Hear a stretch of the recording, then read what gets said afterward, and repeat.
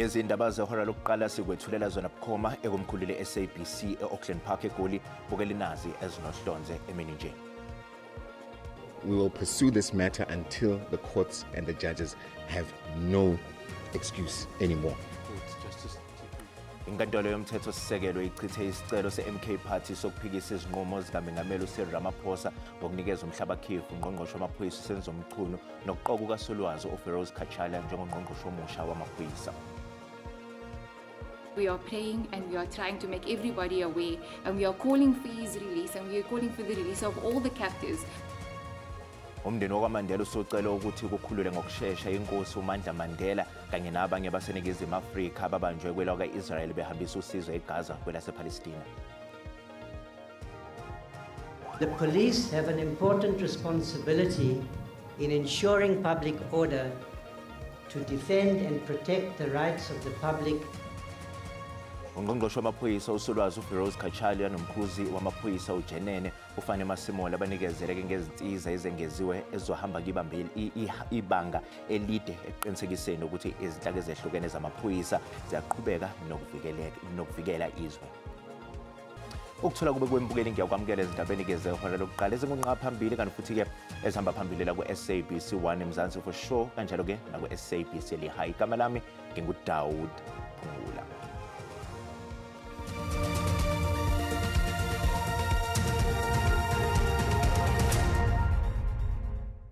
Inkantolo yomthetho sisekelo isichithile isicelo seqembu umkhonto wesizwe kanye nalowo wayengumengameli wezwe uJacob Zuma sokuba kumiswe ke izinqumo ezenziwa ke ngumengameli wezwe uCyril Ramaphosa. uRamaphosa wanikeza ungqongqoshe wamaphoyisa uSenzo Mchunu umhlabakhefu wabeseqoka uSolwazi uFeroz Khatshaliya njengongqongqoshe wamaphoyisa. Kwaphinde kwasungula ke nekhomishana kaMadlanga. Today, the Constitutional Court hands down judgment. Ukunikeza umhlabakhefu kaNgqongqoshe wabakwaZidlodlo uSenzo Mchunu bese kuqokwa uSolwazi uFeroz Khatshaliya nokusungulwa kwekhomishana kaMadlanga izona izinto ezenze iqembu umkhonto wesizwe lakhathazeka. Leli iqembu libona sengathi umengameli wezwe uwasebenzisa ngendlela engafanele amandla akhe. When the president exercises a power, even if that exercise is challenged as improper, the inquiry concerns a positive act rather than an omission or failure. President-specific constitutional obligations are readily identifiable by their mandatory character. Provisions that provide that the President must act in specified circumstances. A failure to perform any of these mandatory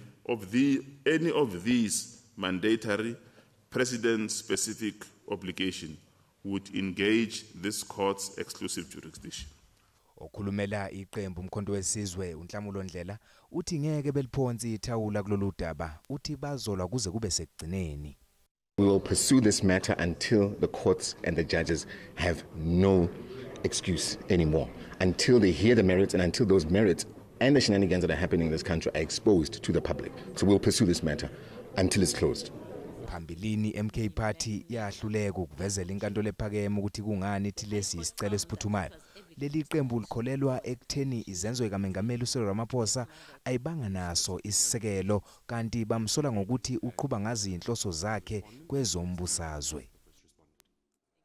Sisadingide eziphathelene ke nenkantolo yomthetho sisekelo. Le nkantolo isinqumo ukuthi bobabili abazali banelungelo lokuhlaba ke ikhefu labazali elilinganayo uma ke beqeda ukuthola umntwana. Bobabili ke abazali kungakhathalekile ubulili babo, ubuhlanga noma ke izimo zabo.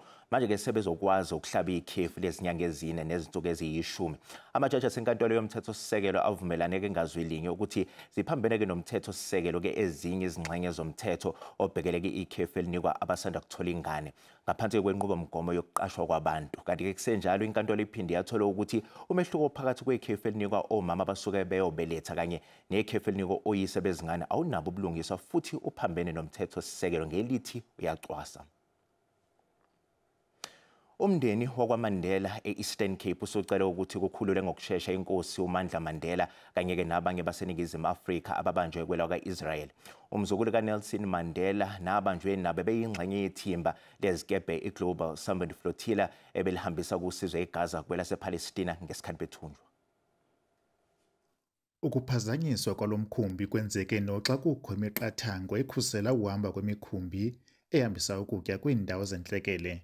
Usapho kaNkosi Zwelivelile Mandla Mandela luthi ukuba inxalenye kwakhe kweli phulo kuqinisekisa ukuba abantwana abangamakhoboka endlala bafumana ukutya namayeza nezinye izinto. My husband had to go on this mission. I think that he's been driven by the Palestinian struggle, and it resonates with him so deeply, and all of us as a family, because the conditions that they're living under is not humane. And as the bombardment intensified, so did his calls for action. So did his calls to the international community, for governments to end the genocide. UNosekeni uthi ukubona abantwana abalambileyo kumenze umyeni wakhe nabanye abemilizwe loMzantsi Afrika bangalali behlayo. For us as a family, and for me as his wife, I'm so deeply proud of him. I remember when he received the call and asked him, would he join the flotilla? He had to sit down with us and ask us, are we ready for this? Are we okay? And he had to make this decision because he couldn't sleep at night any longer watching the images of babies. Kwenziwe isicelo sokuba amazwe ehlabathi angenelele ekuhlanguleni kule meko. You cannot say that these babies called for that. They were just born. These are newborn babies, and as a mother, to watch those horrific scenes, to see that mothers have to pick up the parts of their children and they're just so dismembered and disfigured. You cannot call that justice. And so for him and so many other South Africans and the international community, they felt that enough wasn't being done. Ukwathi uMandla Mandela wenza umsebenzi osenhliziyweni wokwenza ubuntu. We are praying and we are trying to make everybody aware, and we are calling for his release, and we are calling for the release of all the captives. Ilizwe loMzantsi Afrika nalo licele ilizwe lokwa-Israel ukuba liqinisekise ukuba lo mkhumbi ulayishe ukutya, amayeza nezinye impahla ufikelela kwiindawo ekufanele ukuba uya kuzo ngaphandle kokuba uphazanyiswe. Ndinkululeko Nyembezi weendaba ze-SABC eMthatha.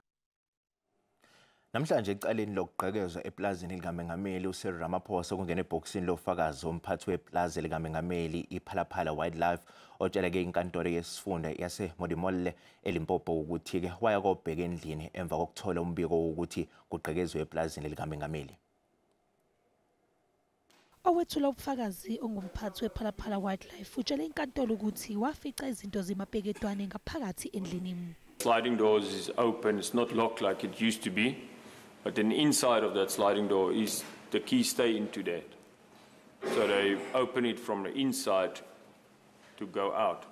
So it was unusual to find a back door, sliding door open. Also point out to me that some of the pillows in the sitting room and stuff were not on their place.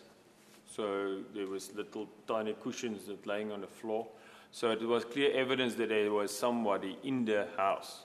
Uthi opinion lwakhe wacela ukuthunyelelwa amavideo ekhamera CCTV uma ewathola wabona abantu begaqa bengena ngaphakathi. He got video clips, he forwarded to me on my WhatsApp that you could find on the security cameras. There's people crawling up to the window, and there was a guy looking on another camera around the corner quick, and then there was evidence of them moving the camera later after we saw them leopard crawl to this window, move one of the security cameras to look away from the house. Ubuzwe ukuthi kungande isigameko singabikwanga ngokusheshsha estation samaphoyisa ePhelapela. In my knowledge, the president told me now he'll inform the police and he'll come to the farm. The police arrive on the farm, and that's for me the police that arrived. So in my knowledge, that was I didn't take notice is it from Bella Bella or from where they come. Icala liyaqhubeka.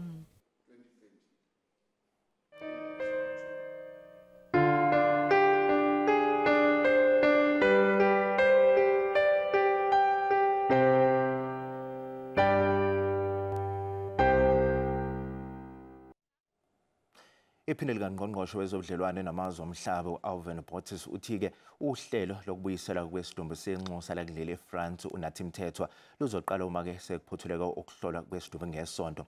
uBotis bekhuluma-ke nabezindaba emzini wakwaMthethwa kwaMbunambi ogwini olusenyakatho yesifundazwe eKwaZulu Natal. Kanti-ke ubehambisana-ke nobuholi be-ANC kuzwelonke kanye-ke nobesifundazwe beyobhonga emswaneni.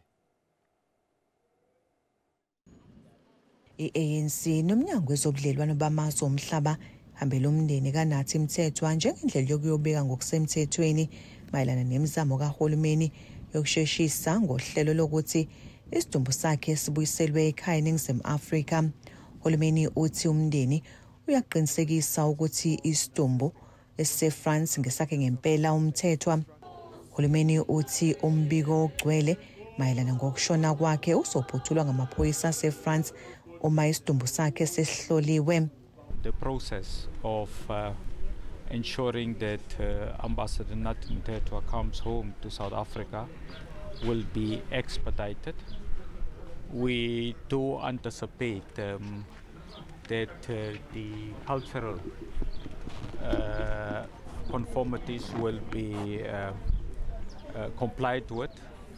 And that in essence will mean that we are looking at a period that over the next 10 days or within. Abahola abaphezulu beqembu le-ANC baduse uMthethwa njengesisebenzi sikahulumeni ebesizinikele. uComrade uNathi Mthethwa uyibambe kushisa uye abanye ngesikhathi behulusha abasivulele ngo1990 ngapha kothukela. Umndeni uyaqinisekisa ukuthi sebekulungisile ungaboni ngesolinye neANC kanjalo nohulumeni. Sivezile ke ingxenye lena besikhala ngayo nabo basavumelana nabo ukuthi cha khona ungahambanga kahle kwaxoliseka ke lokho. Sasuka lapho ke sase siba nezingxoxo eziyaphambili kuningi sesixoxile engikholwa ukuthi ukusuka manje na ukulungiselela umsebenzi lona okufihla indodana sesizokwenza konke sindawonye. Umndeni uthi usebenzisana kakhulu nomnyango wezobudlelwano bamazwe omhlaba ukuze kuqinisekiswe ukuthi uhlelo luhamba ngendlela. Ezindabeni ze-SABC nginguNonjabulo Mtungwa Makamu kwaMbonambi. Izithunywa ezingaphezu kwenkulungwane esihlanganyele eGalagay State eMidrand eGoli ngenhloso yokuqhamuka namasu okubhekana nezinkinga ezithinta omasipala lokhu kufaka phakathi ingqalasizinda egugile kanye nokuqeda inkohlakalo ekhinyabeza okuhlinzeka kwezidingo ngqango. Kuzwa kabanzi ngalolu daba sixhumana-ke nentatheleki yeze kulezi ndaba ze-SABC uNokulunga Sibisi. Nokulunga, ake sikubingelele sikwamukele-ke ezindabeni zasemini. Sicela nje usithathe usibeke ngokwenzakalayo lapho khona njengamanje.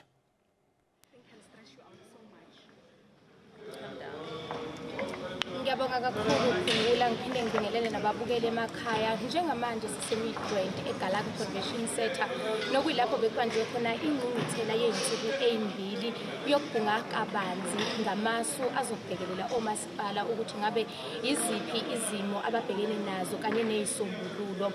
Le ngqungquthela-ke imbukeli ithathe iy'nsuku ey'mbili nokuyingqungquthela ebonakale iy'thelo ezinhle kakhulu njengoba ungqongqoshe ekubeke ngokusobala uVelenkosi Nhlabisa ukuthi bazobuyela emakhaya benomphako kanye nokunye okuningi abakhulume ngakho ney'khalo ezikhona emphakathini ababhunge ngazo kuningi kodwa futhi abanakho njengamanje umgodla bawuphethe bebuyela emakhaya banakho ukuthi iy'sombululo zizoba khona. Kanti nje ngaphandle kokuthi isikhathi angiphuthume ngamukele yena ungqongqoshe wezokubusa ngokubambisana nezomdabu uVelenkosi Nhlabisa athi ukusinika noma asitshele kabanzi ukuthi mhlawumbe kuphi abahamba nakho njengamanje le emakhaya.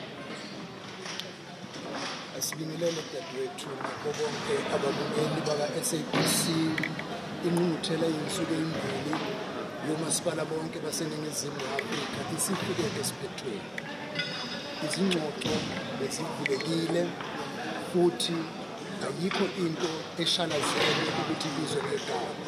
Sisibhekile iy'nselela ey'qondene nomasipala bethu ukungakwazi ukunikezela idingo kubantu bakithi. Isiphothulo esiphuma nazo kule ngqungquthela okokuqala ukuthi sonke sibuyela komasipala nasey'ndaweni esisebenza kuzona ngaphansi komgomo ukuba sivuselele an ideal municipality.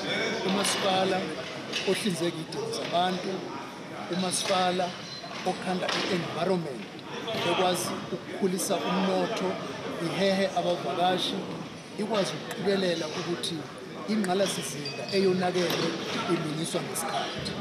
Zonke-ke izinqumo esiphume nazo lapho sizosithatha nozethula kwiCabinet bese kuthi ngaphansi kohlelo lwe-District Development Model la bonke ongqongqoshe nosekela ngqongqoshe bebambisene no-Premier kanye no-MEC sizobe sine-program ezobe ine-time frame ukuba sixazulule zonke iy'nkinga ukuze senze bonke omasipala bakithi bakwazi ukuba ngomasipala ababuyisela isithunzi kubantu bakithi ngokubanikeza iy'dingo zentuthuko nokwenza futhi ukuba inhlalo ibe sezingeni elifaneleyo.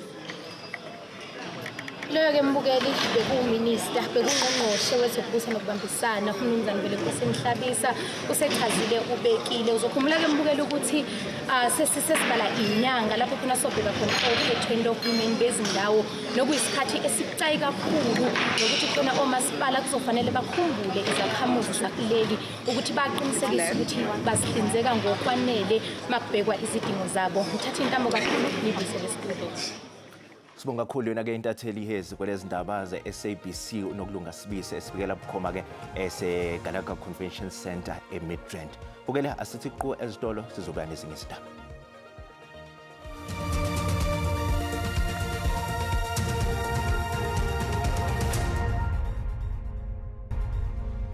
Bukele sikubingelele sikwamukele uma ngoba usanda ngena odabeni oluphambili besibika ukuthi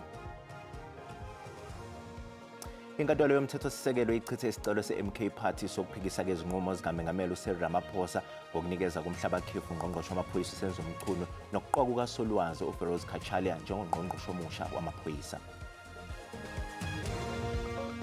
Bukele sikhumbuza ukuthi lezi ndaba ziyatholakala ku-YouTube naku-SABC Plus. Ngena kuzo uzicinge ngamagama athi SABC izindaba nakanjani uzozithola ngomnjalo bazo. Ungqongqoshe wamaphoyisa uSolwazi uFeroz Khachalia kanye nomkhuzi wamaphoyisa uJenene Ufane Masimola bebesepitoli-ke namhlanje ukunikezela-ke ngezinsiza ezengeziwe-ke ezohamba ibanga elide ekuqinisekiseni ukuthi-ke izinhlaka ezehlukene-ke zamaphoyisa ziyaqhubeka nokuvikela izwe. Ngesikhathi evula umcimbi wokwethulwa kwezimoto eziyi-12 kanye nezindiza ezinophephelo emihlanu ezimbili, uJenene Ufane Masimola ubesegcizelela ukuthi lokhu kungenye izindlela zokuthuthukisa ukusebenza kwamaphoyisa nokulwisana nobugebengu ezweni. Resources of this kind are crucial in the fight against crime, especially the serious and violent crime. Hence, we deem it necessary to acquire them. Helicopters and vehicles of this nature are beneficial to our specialized units, especially the Special Task Force, which are also receiving 4 marshal vehicles, the National Intervention Unit, the Public Order Police Unit. Kanti ungqongqoshe wamaphoyisa uSolwazi Feroz Khachalia uthe lezi zinsiza zizobamba iqhaza lokudala ukuthula nangesikhathi sembhikisho enodlame. The police have an important responsibility in ensuring public order to defend and protect the rights of the public to peaceful protest action. As we equip the police to secure public order,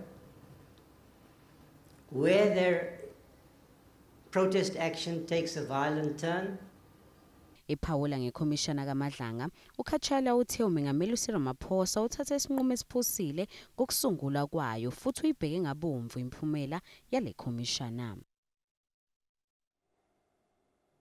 Inkosi uSimphiwe Zuma wethweswe-ke icala lokubulala owabekwe ngusotswebhu weDemocratic Alliance uNhlala Yenza Ndlovu wenqatshelwe ibheyili-ke inkantolo yemanje yaseHowick. uNdlovu owayeyikhansela leDemocratic Alliance kumasipala waseMngeni wadutshulwa wabulawa emzini wakhe eMpophomeni ngo-2023. uZuma kubhekene-ke namanye amacala okubulala abantu ezigamekweni ezimbili ezahlukene. Inkantolo kaMantshi eHowick isimnqabele ibhayili inkosi uSimphiwe Zuma ngemuva kokuthi ethule ubufakazi obukade bulaleliwe isicelo sakhe sebhayili yasho ukuthi akakhombisanga ukuthembeka ngesikhathi efaka lesicelo nokuveze ukuthi ezinye zezinto athi ezakhe kuvele ukuthi zirejistwe ngamagama abanye abantu kanti sizokhuluma nenduna yesizwe ubaba uElliot Zuma naye oqhamuka khona kwinqamalala Tribal Authority. Baba Zuma kafushane nje isinqumo senkantolo sesiphumile mhlambe isizwe sisithatha kanjani lesinqumo? Besifisa ke njoba kuchitheke isicelo sebhayili nje engadlula udaba lungashesha luqulwe kudlulwe ukuze nathi sazi ukuthi nali icala atholakale nalo ngoba okwamanje sisosundenyatha sazi ngempela ngabe iliphi icala bambeke lona kwenzakalani ngoba noma sikhuluma naye uthi kuthina umsulo nje akazani nacala. Siyabonga kakhulu Baba Zuma ngesikhathi sakho. Kubonga mina. Leyo bekuyinduna yesizwe samanqamalala ikhuluma kakhulukazi ngodaba lokuthi ezinye zezinto zisaphazamisekile esizweni samanqamalala ngemuva kokuthi inkosi ibekwe leli cala noma inkosi ibhekene namacala enkantolo kanti ke abazokushushisa futhi nabo baveze ukuthi bafuna ukuthi leli cala adedelwe kulona ngebhayili elenzeka empendle lokubulala uqalo kunye Zuma ukuthi ibhayili yakhe ikhanselwe ukuze akwazi ukuqhubeka abengaphakathi ezitokisini kanti ubhekene nelinye futhi icala lesithathu lokubulala uXolani Ndlovu Ntombela wakhona lapha endaweni yaseMpophomeni nakhona kulelo cala kazange zasifaka isicelo sebhayili kanti ke njengamanje lawo macala abazokushushisa bathi bafuna ukwahlanganisa ukuze bakwazi ukuthi bayilihambise icala leli liye enkantolo ephakeme eMkundlovu. Asibuyisele izitambo ngakuwe studio. Mukela umhlahlo wesimo sezulu yalandela emva kwekhefu ngazinyaka.